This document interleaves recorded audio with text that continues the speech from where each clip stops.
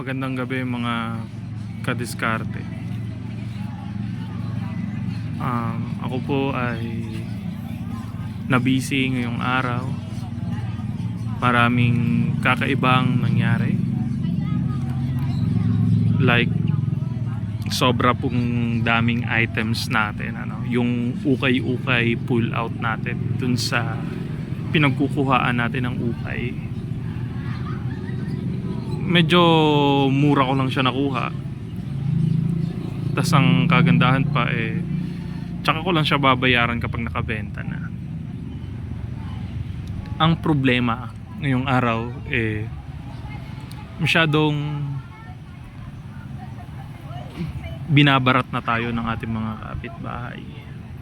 Kasi sila lang ang bumibili, pero sa kagandahan may mga bagong customer naman.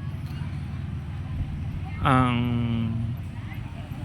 isa pang problema din natin sa sobrang dami ng items, hindi ko na po kinakaya na ako lang mag-isa ang gumagawa.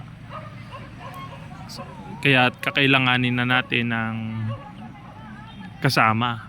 Pero we will make sure na hindi rin naman tayo mapapagastos at mapupunta lang sa kasama natin ang ating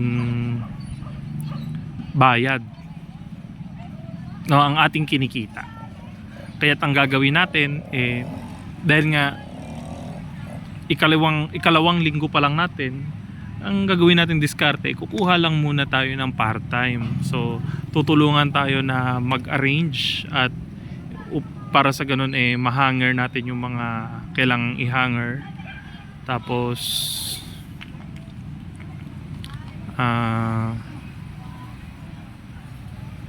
gagawa natin ang paraan na hindi na tayo pabuhat-buhat. So dahil nga dinidisplay lang yun natin sa labas, tapos pinapasok naman natin pagkahapon para hindi na pabalik-balik yung items dahil sa sobrang dami, maglalagay tayo ng trapal dun sa labas, para sa ganun hindi na tayo kuha ng part-time, hindi na tayo napapagod.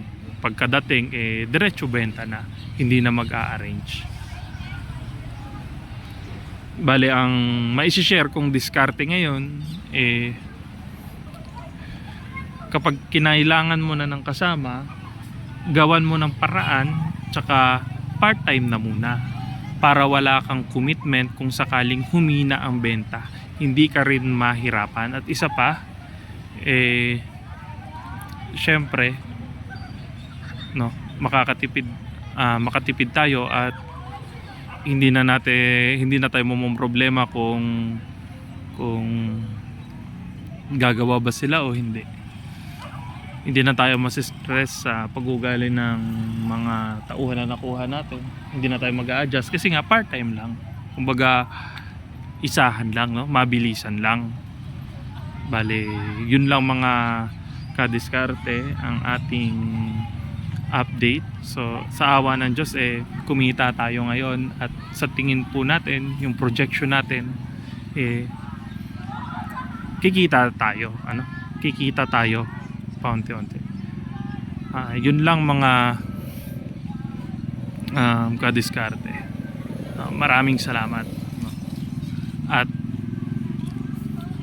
kahit na wala pang views, darating din yung mga araw na papanoorin nyo itong mga videos ko. So sisipagan natin upang sa ganun ay maging inspirasyon tayo sa maraming tao. Kailangan natin magtiyaga.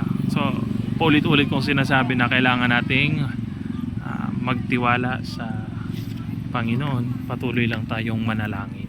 Ayan. Andito tayo ngayon sa ating paboritong spot dito sa Calatrava, dito sa Causeway. Parang sarap maligo. Ayan, napakalinaw ng tubig, nakakatukso na maligo.